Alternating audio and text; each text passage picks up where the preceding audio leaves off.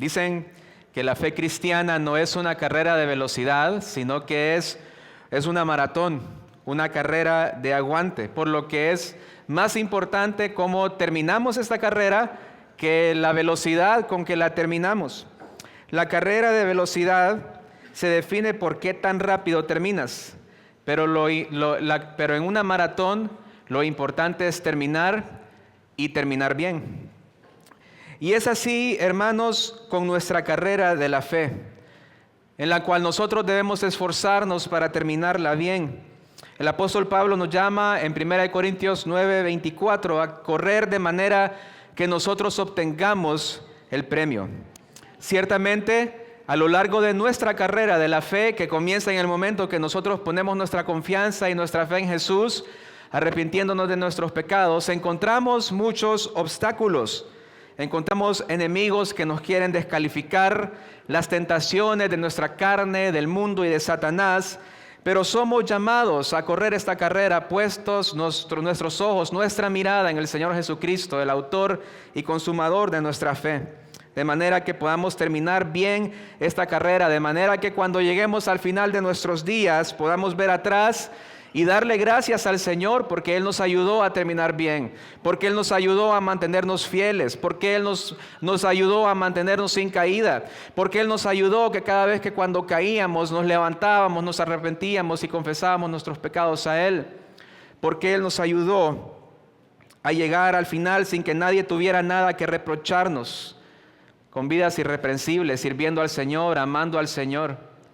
Y esa es la manera que cada uno de nosotros, hermanos, debemos anhelar terminar esta carrera. De manera que en ese momento podamos dar gloria a Dios por la manera en que Él nos ayudó durante ella.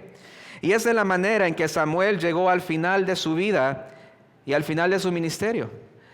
Y eso es lo que vamos a ver esta tarde. Algunos principios en la vida de Samuel de cómo terminar bien nuestra carrera de la fe. Y vamos a estar viendo 4 principios. El primero es manteniendo una limpia conciencia, de los versículos 1 al 5. El segundo es testificando de las obras de Dios, versículos 6 al 11.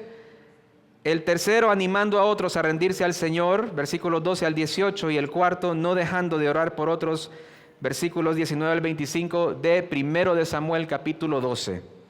Así que les invito, hermanos, a abrir sus Biblias a 1 de Samuel, capítulo 12. Y ese es el capítulo que vamos a estar estudiando esta tarde, lo vamos a estudiar completo.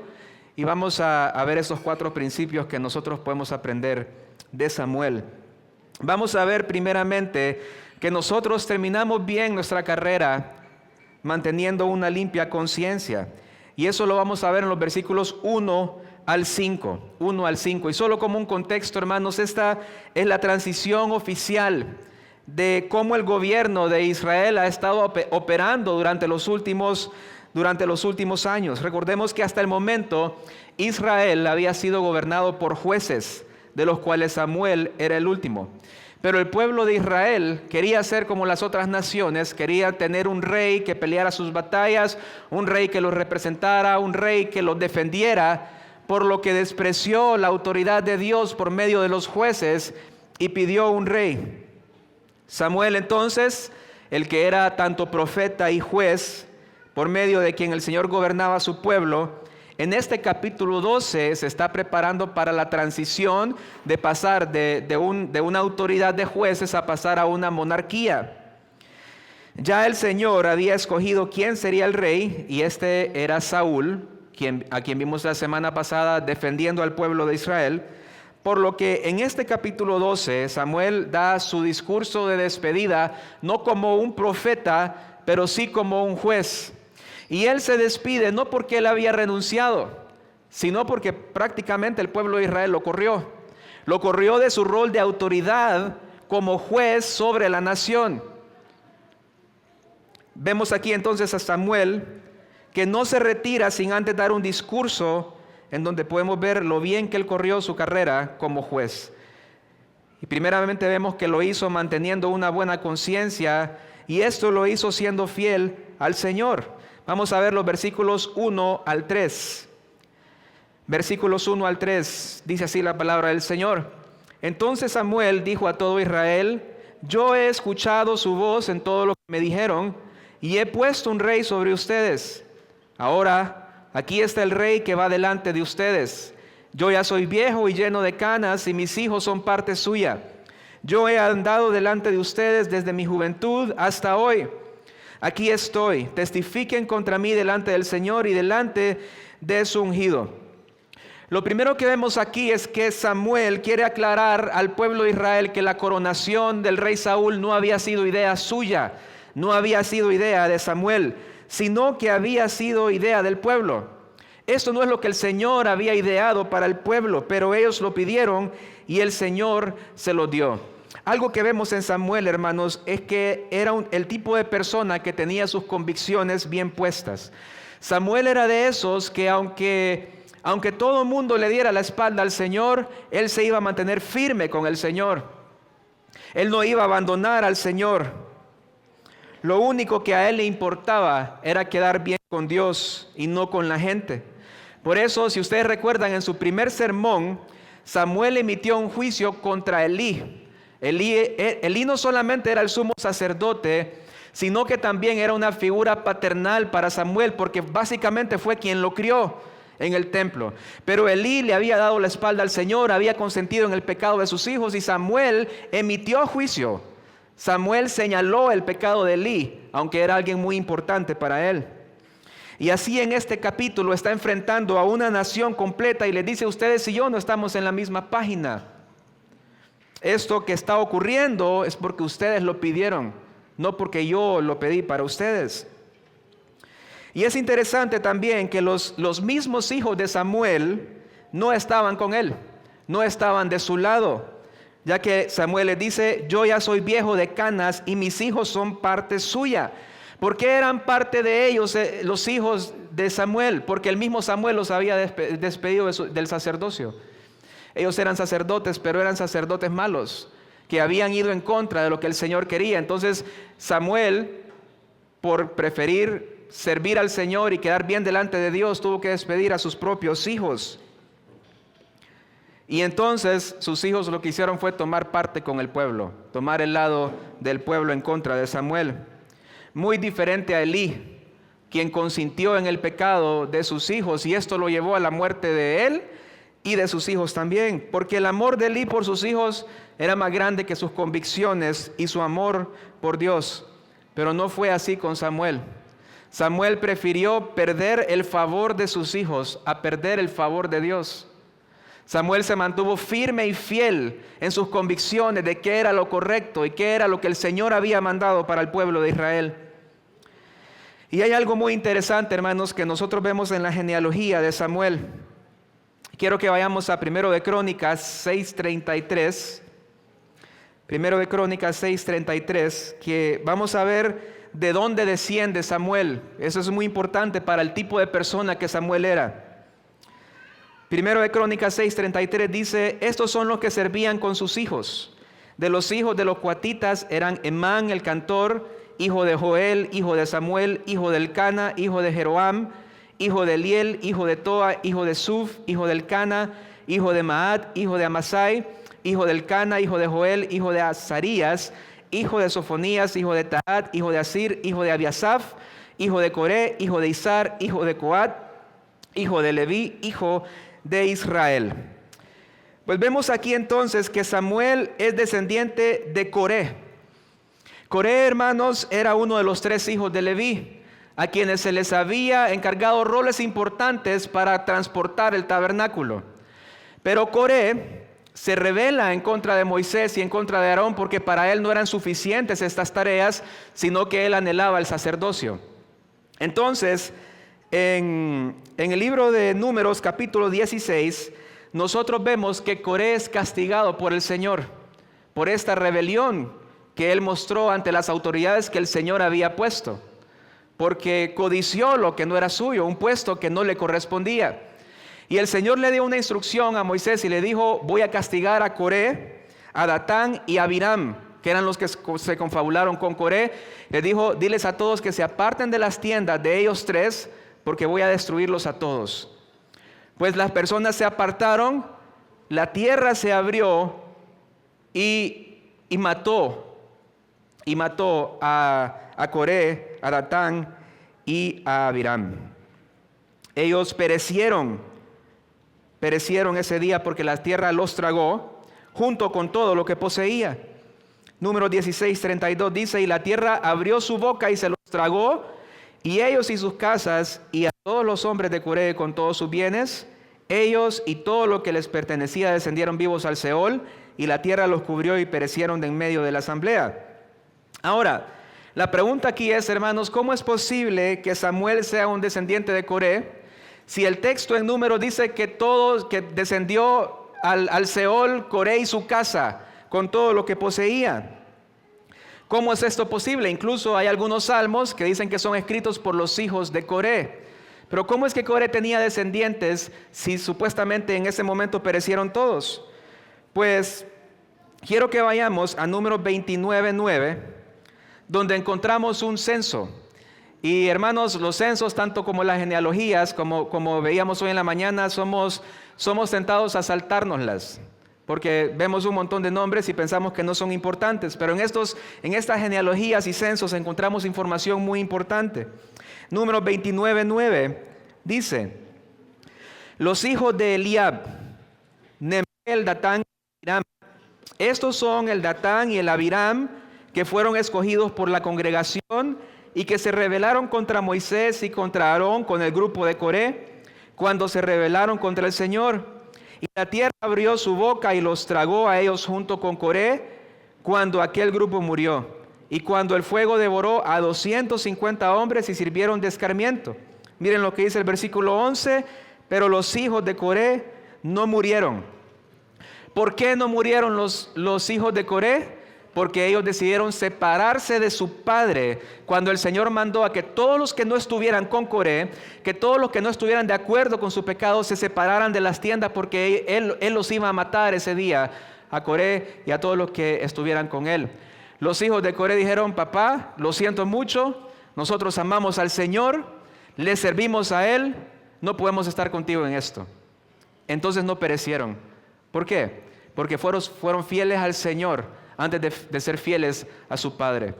Prefirieron el favor de Dios, amaron más a Dios de lo que podían amar a su padre. Y vemos entonces aquí a Samuel, un descendiente de Coré, tener la misma actitud. Coré personifica la rebelión, según lo vemos en Judas 1:11.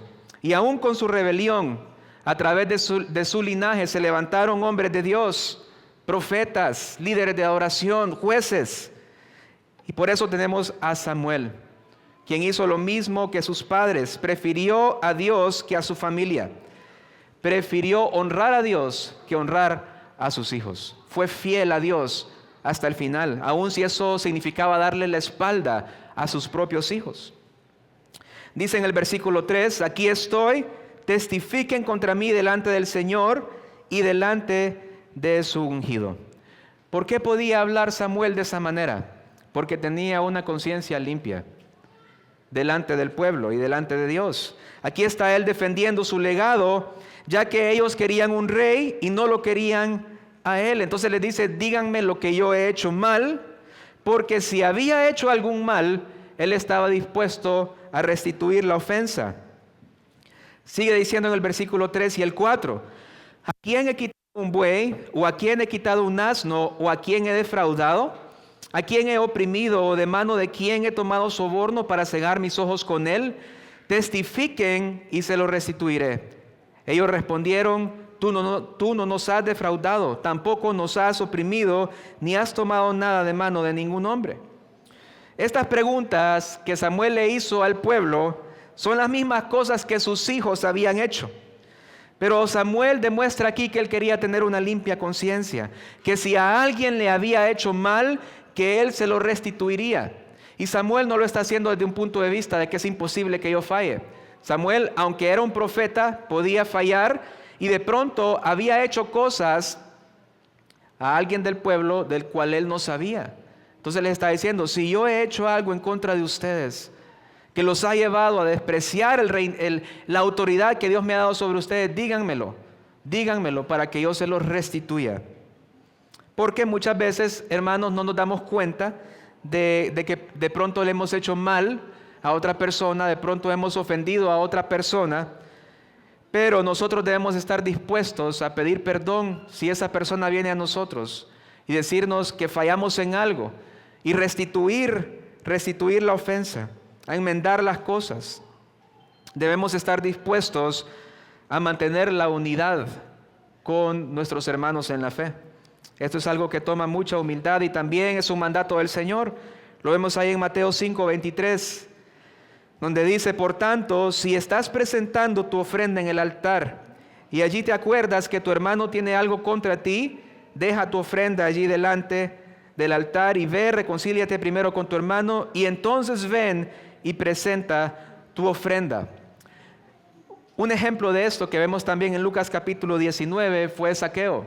Zaqueo, el recolector de impuestos, que era un ladrón, un timador, un estafador, pero cuando él conoce al Señor Jesucristo y nace de nuevo, él dice: la mitad de lo que tengo daré a los pobres, y a aquellos a quienes he robado le voy a restituir 4 veces lo que he robado.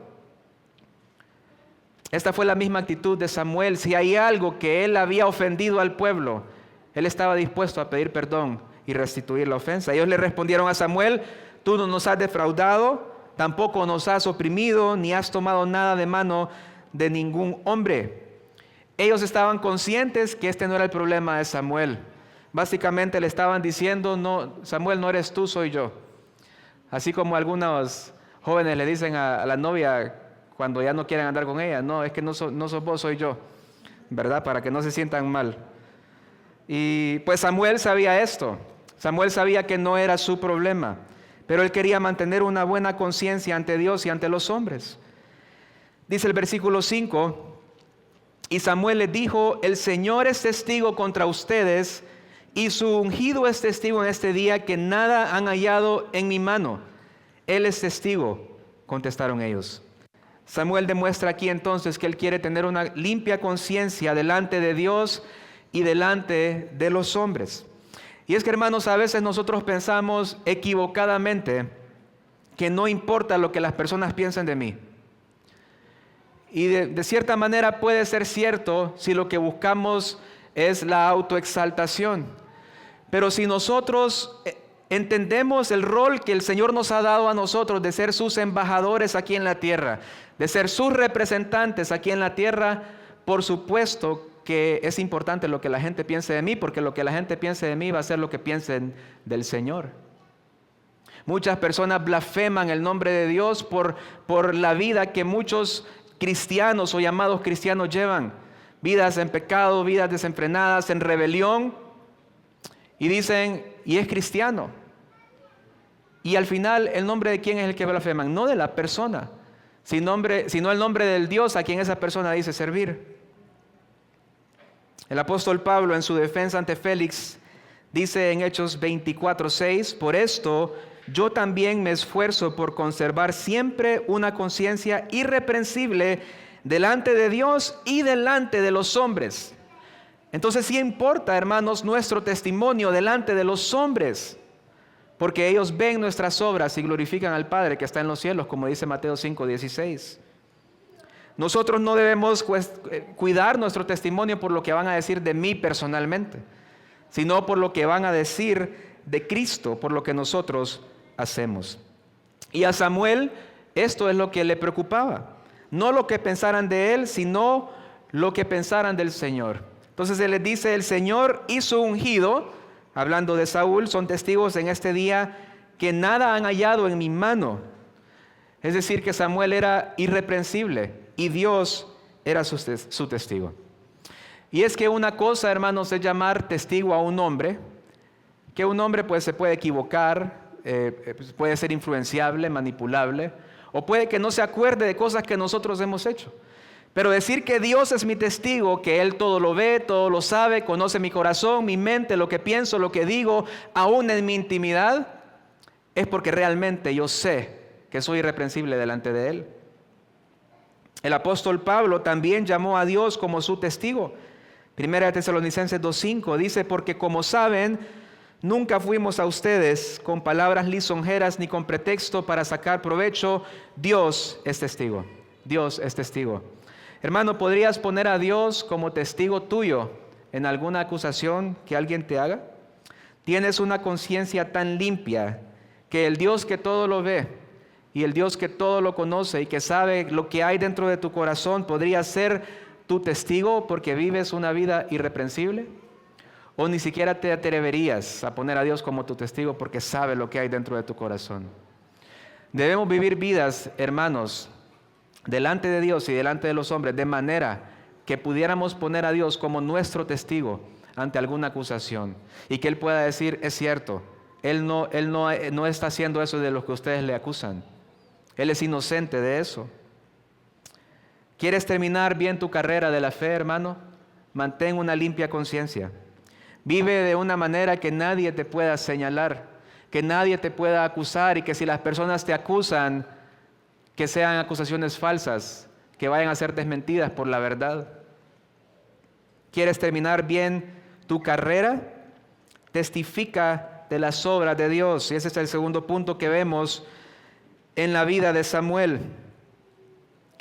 Testifica de las obras de Dios. Salmo 105, 1 al 2 dice, den gracias al Señor, invoquen su nombre, den a conocer sus obras entre los pueblos, cántenle, hablen de todas sus maravillas. Miren que es un mandamiento hablar de las maravillas, de las obras, de los hechos del Señor.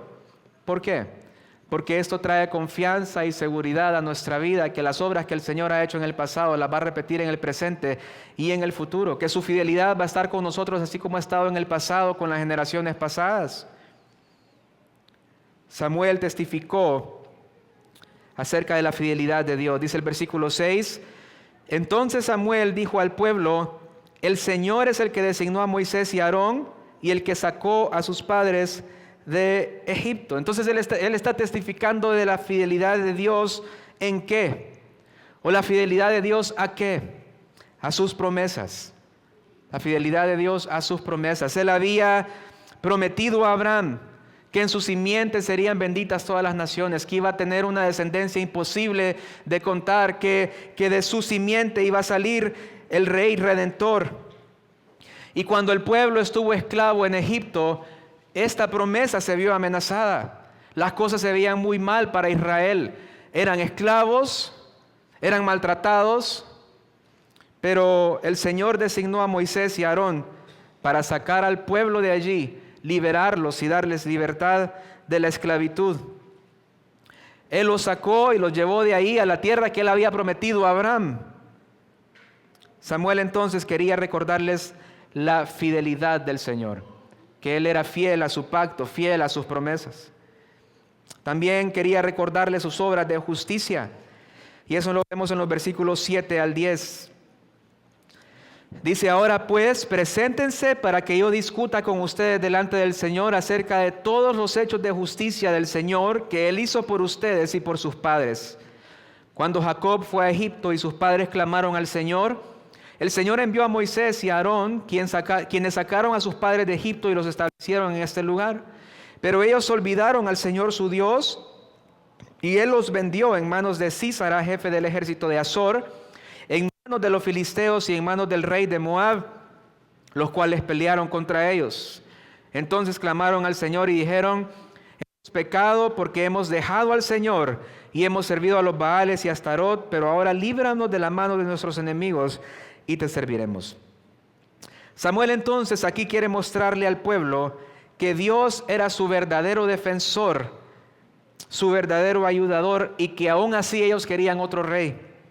También quería mostrarle que fue Dios quien escogió a los líderes que los liberaron a ellos y que pelearon por ellos en el pasado, pero que ahora ellos querían escoger sus líderes. Ahora ellos querían escoger qué tipo de autoridad iban a tener, porque ellos fueron los que pidieron un rey.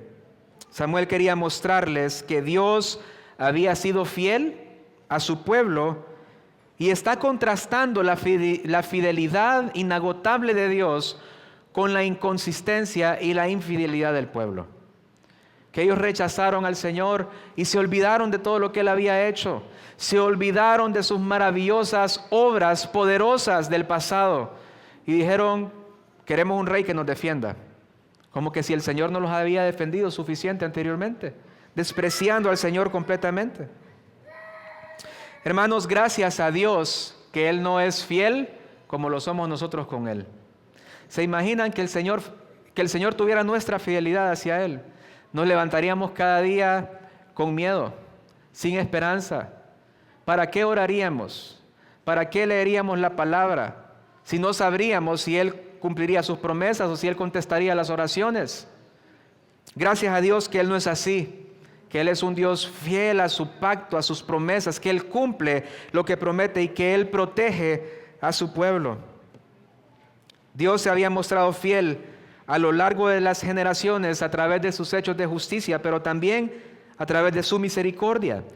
Dice el versículo 11: entonces el Señor envió a Jerobbaal, a Abedán, a Jefté y a Samuel, y los libró a ustedes de mano de sus enemigos en derredor, de manera que habitaron con seguridad. Aun cuando el pueblo se olvidó del Señor, después de que los había sacado de Egipto y se fueron en pos de dioses ajenos, de dioses paganos, aun cuando ellos se rebelaron en contra de Dios, aun cuando se quejaban de Dios, el Señor mostró su misericordia para con ellos. ¿Cómo? De que los libró de sus enemigos. Los libró de sus enemigos. Ahora, obviamente ellos iban a tener una consecuencia por su pecado. El Señor no iba a pasar su pecado por alto. Y el Señor mandó a Sísara, a los moabitas, a los filisteos, a que hicieran guerra contra ellos, de manera que ellos se dieran cuenta del mal que habían hecho en contra del Señor. Pero el hecho que el Señor no los hubiera destruido, que no hubiera abierto otro hoyo en la tierra que se los tragara a todos por su infidelidad, es parte de la misericordia del Señor, porque dio aquello que no merecían, que era el perdón, la gracia, una segunda oportunidad. Cuando los israelitas se sentían oprimidos, clamaban al Señor y le dijeron: hemos pecado porque hemos dejado al Señor y hemos servido a los Baales y a Astarot, pero ahora líbranos de la mano de nuestros enemigos y te serviremos. Y el Señor hizo precisamente eso. Envió a Jerobbaal, a Abadán, a Jefté y a Samuel, y los libró de las manos de sus enemigos para que ellos pudieran habitar en seguridad y paz. Samuel quería que ellos vieran que el Señor, a pesar de su pecado, a pesar de su rebelión pasada, había tenido misericordia de ellos. Pero ellos no estaban viendo esto. Su deseo por ser como las demás naciones, su deseo por tener un rey como los demás, los cegó a ver que había un rey mayor al que ellos estaban pidiendo. Había un rey que sí realmente era poderoso. Había un rey que los había protegido y les iba a seguir protegiendo. Un rey que era su proveedor, que nunca les había faltado nada. Ellos no quisieron ver al Rey de Reyes, a Jehová de los ejércitos. Ellos no valoraron esto, se olvidaron de las obras del Señor, de sus hechos de justicia para con ellos. Y por eso, hermanos, es muy importante que nosotros constantemente recordemos las obras del Señor, tanto las que encontramos en la palabra, en ejemplos como estos, como en las que Él ha hecho en nuestra vida, para que nosotros no vayamos en pos de otras cosas por confianza, que no pongamos nuestra mirada y nuestra confianza en otras cosas, en otras salidas cuando venga la aflicción, cuando venga la persecución, cuando vengan los problemas, sino que miremos solamente a Jesús, porque Él nos ha sustentado. Y lo vemos en su palabra y lo hemos visto en nuestras vidas. Pero no solo debemos recordarlo, sino que también debemos hablar a otros de sus obras. ¿Ha sido bueno el Señor contigo? Habla de su bondad, habla de su gracia, de su misericordia. Cuéntale a otros lo que el Señor ha hecho en tu vida. No te lo guardes, anima a otros que de pronto estén desanimados con las obras poderosas del Señor. Eso definitivamente trae ánimo y consuelo. Que otros puedan ver al estar en duda, al estar en desánimo, ansiosos, que puedan ver y confiar en el Dios de las Escrituras, que no falla a aquellos que le aman. que guarda su pacto para con su pueblo. El pueblo de Israel se olvidó de esto y Samuel se lo recordó. Y él aprovecha esta ocasión también para llamarlos a rendirse al Señor. Eso es lo que vemos en los versículos 12 al 18. Samuel llama al pueblo a rendirse al Señor. Una de las maneras, hermanos, en las que nosotros terminamos nuestra carrera de la fe de una buena manera es llamando a las personas a rendirse al Señor. No es suficiente solamente hablar de las obras poderosas de Dios, debemos llamar también a las personas al arrepentimiento. Debemos hablar de las consecuencias del pecado, señalar esta que es la verdadera enfermedad que trae muerte y que trae dolor. Samuel vio esto necesario porque él había visto que el pueblo le estaba dando la espalda al Señor. Él vio que el pueblo estaba pecando contra el Señor. Entonces él no solamente les habla de lo bueno que había sido el Señor, sino que les habla de su pecado y los llama a que se arrepientan. Él les muestra primeramente la consecuencia de su pecado, dice el versículo 12 al 13. Cuando vieron que Naas, rey de los amonitas, venían contra ustedes, me dijeron, no, sino que un rey ha de reinar sobre nosotros, aunque el Señor su Dios será su rey. Ahora pues, aquí está el rey que han escogido, a quien han pedido. Este es a quien el Señor ha puesto rey sobre ustedes. ¿Cuál fue el pecado de ellos entonces? Que despreciaron al Señor. Aun cuando ellos estaban siendo asediados por los amonitas, ellos no dijeron, pidámosle ayuda al Señor. Él nos ha librado anteriormente, nos va a librar hoy. No, ni se acordaron del Señor. Fueron en pos de los hombres para que le ayudaran. Y despreciaron al Señor. Ahora, hermanos, quiero que pensemos un poco. Si lo que ellos estaban haciendo era algo malo, y era algo malo, ¿verdad? Si a ellos no les convenía tener un rey, sino que les convenía seguir siendo guiados directamente por el Señor, ¿por qué el Señor no negó esta petición? ¿Tenía el poder Dios para negar esta petición? Sí, porque Él es el dueño de todas las cosas, el Rey Todopoderoso. Él podía haberles dicho, no inventen, a ustedes no les conviene ningún rey, les conviene que yo siga guiándolos a través de un juez. Pero, ¿por qué no lo hizo? Pues, hermanos, ¿quién vino después de Saúl? Vino el rey David. Y hoy en la mañana aprendíamos que Jesús es descendiente ¿de quién? Es descendiente de David. ¿Por qué era necesario entonces que Israel tuviera una monarquía? Porque si Israel no hubiera tenido una monarquía, entonces el Rey de Reyes, Jesucristo, no hubiera venido como el Rey de Israel e hijo de David y Rey de Reyes. Y Dios había prometido ya que del linaje de David iba a establecer el reino que no tendría fin en el Señor Jesucristo.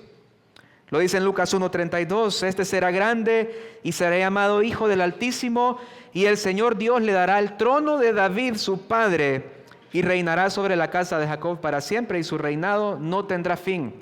¿Cómo entonces Jesús iba a heredar el trono de David si no había trono en Israel? Vemos entonces al Dios soberano obrando aún por medio del pecado de las personas.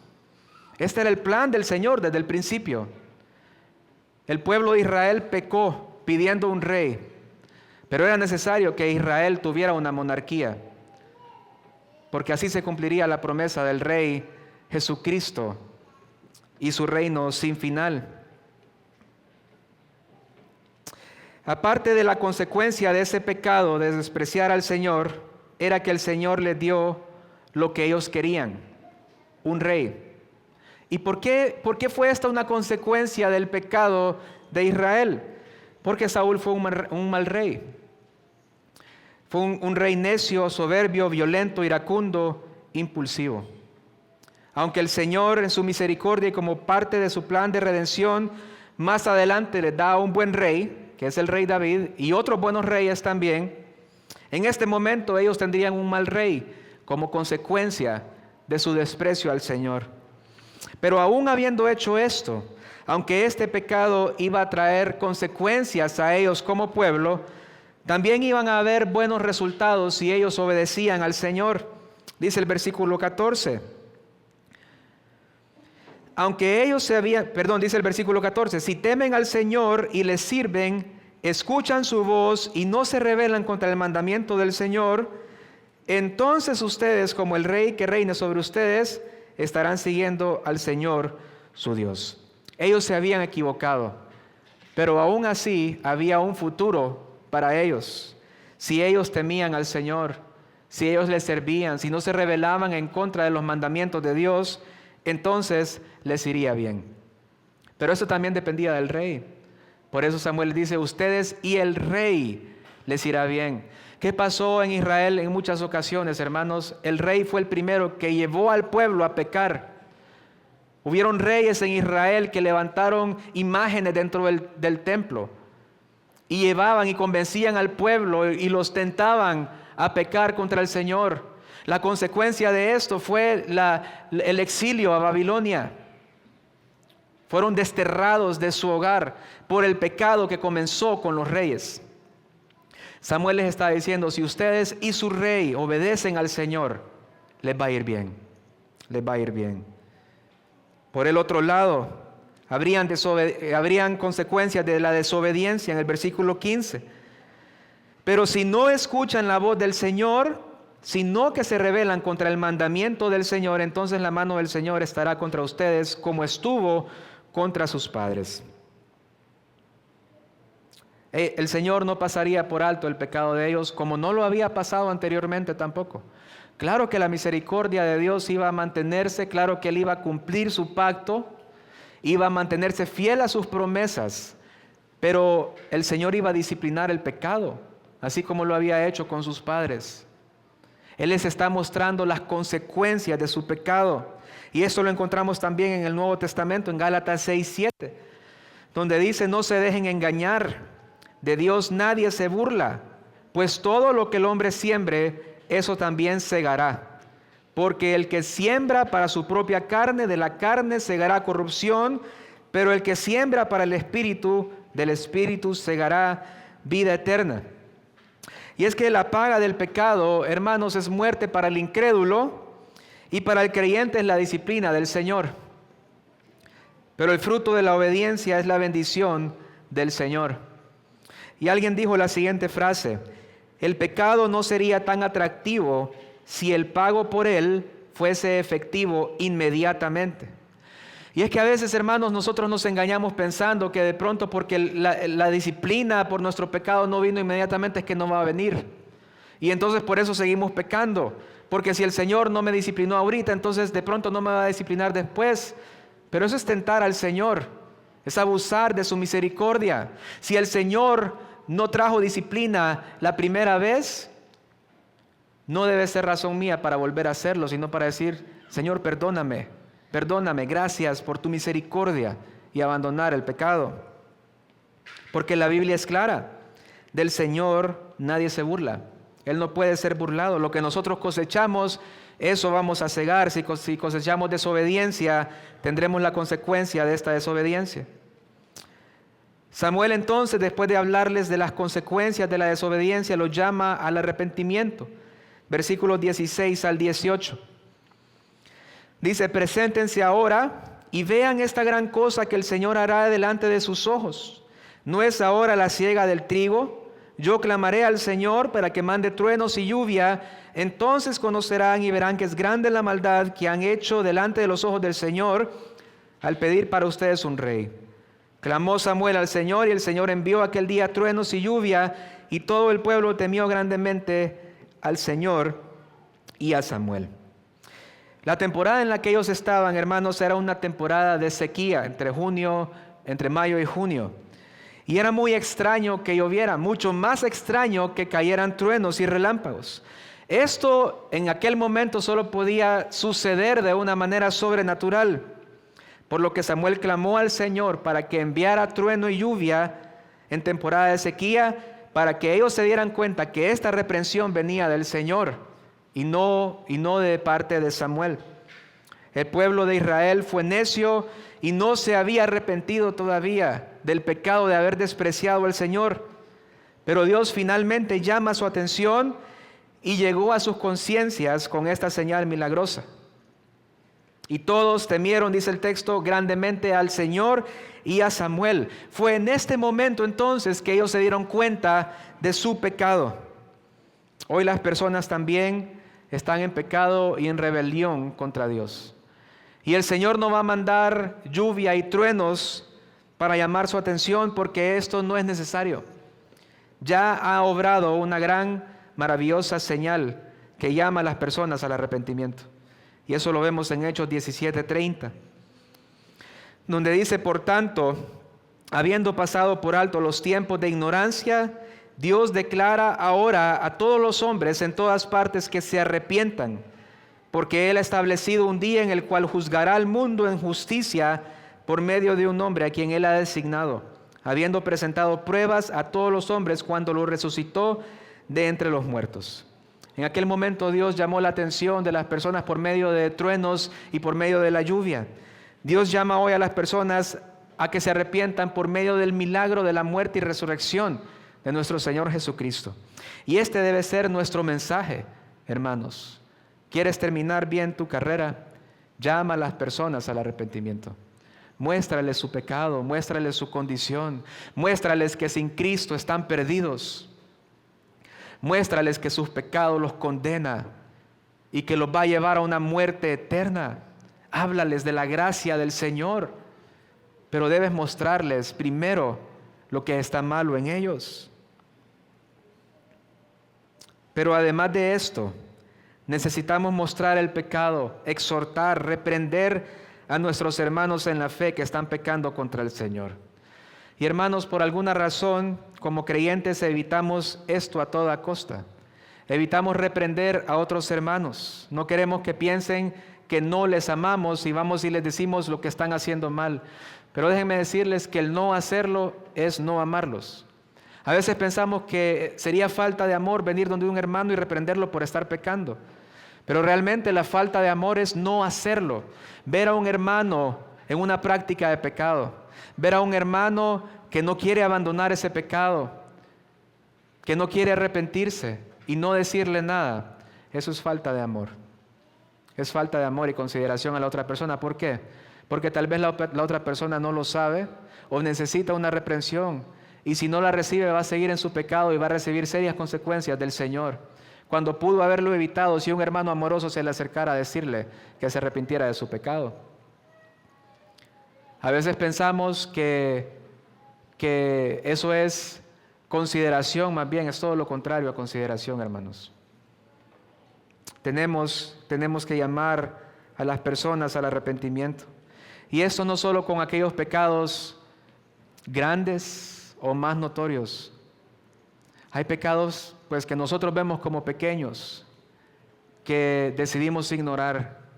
Pecados como la glotonería, la mentira, la pereza, la impuntualidad. Cosas que a veces vemos hasta como chistosas. Hermanos, pero nosotros debemos reprender cualquier pecado que nosotros veamos en otra persona. ¿Por qué Samuel reprendió al pueblo de Israel? Porque les amaba. Porque les amaba y no quería que ellos se mantuvieran en su estado de pecado. Él quería que a ellos les fuera bien, que ellos tuvieran el favor de Dios y no su disciplina. Y eso es lo que nosotros debemos desear también de nuestros hermanos, que ellos estén bien con el Señor. Samuel también terminó bien su carrera porque no dejó de orar por el pueblo. Es el último punto que vemos en los versículos 19 al 25. Y es el versículo 19: entonces el pueblo dijo a Samuel: ruega por tus siervos al Señor tu Dios para que no muramos, porque hemos añadido este mal a todos nuestros pecados al pedir para nosotros un rey.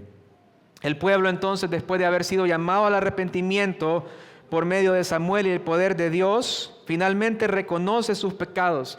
Y no solo reconoce el pecado presente, sino que también los pasados. Porque le dice: hemos añadido a nuestros pecados pedir para nosotros un rey. ¿Ven la importancia, hermanos, de llamar a las personas al arrepentimiento? Ellos se dieron cuenta en este momento cuál era su pecado y cuál fue su reacción. Arrepentimiento. Ellos se arrepintieron de haber pedido rey. Le dijeron a Samuel: ruega por tus siervos a Dios, porque le hemos ofendido. Esta es la importancia de reprender el pecado. Ellos lo hicieron, pidieron a Samuel que rogara por ellos, que orara por ellos al Señor para que no murieran a causa de este pecado que había cometido. Y para nosotros, hermanos, también debe ser de gran gozo cuando otro hermano nos pide a nosotros que oremos por ellos. La oración intercesora es muy importante. El apóstol Pablo lo hacía mucho por sus discípulos. Filipenses 1:4 dice: doy gracias a mi Dios siempre que me acuerdo de ustedes, pido siempre con gozo en cada una de mis oraciones por todos ustedes.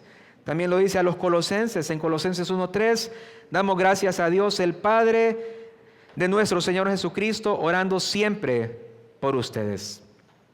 Siempre oraba el apóstol Pablo, y Samuel también se compromete a orar por ellos, no sin antes recordarles la gracia de Dios. En los versículos 20 al 22 les dice: no teman, aunque ustedes han hecho todo este mal, no se aparten de seguir al Señor, sino sirvan al Señor con todo su corazón. No se deben apartar, porque entonces irán tras vanidades que ni ayudan ni libran, pues son vanidades. Porque el Señor, a causa de su gran nombre, no desamparará a su pueblo, pues el Señor se ha complacido en hacerlos pueblo suyo. Y aquí vemos que la intención de Samuel no era desanimar al pueblo, no era que ellos se sintieran mal o pisotearlos por el pecado que ellos habían cometido, era que ellos se arrepintieran. Y una vez que se arrepienten y claman a Samuel para que ore por ellos al Señor, Él les dice: no teman, no se preocupen.